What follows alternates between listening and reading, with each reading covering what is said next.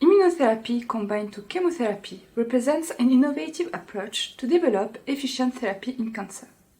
The main aims are to achieve synergistic therapeutic effect, dose and toxicity reduction, and to minimize or delay the induction of drug resistance.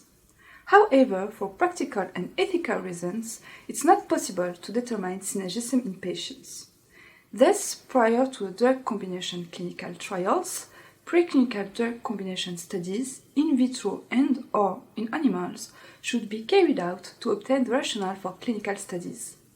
A simple and robust method for the quantification of synergism between drugs is based on combination index equation developed by Chou and Talalay, as illustrated in this video.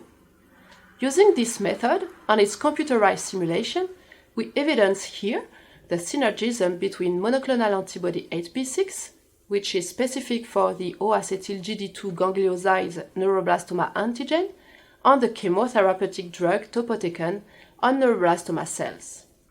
Briefly, after determining the effective dose 50 values of each compound in human IMR5 neuroblastoma cell line, these cells were incubated with equipotent ratios of the two compounds, and the combination index values were calculated using an automated computer simulation. We next confirm these results in vivo in an IMR5 tumor xenograft model. Grow IMR5 cells in a T75 flask. Observe them under a microscope to check cell confluency.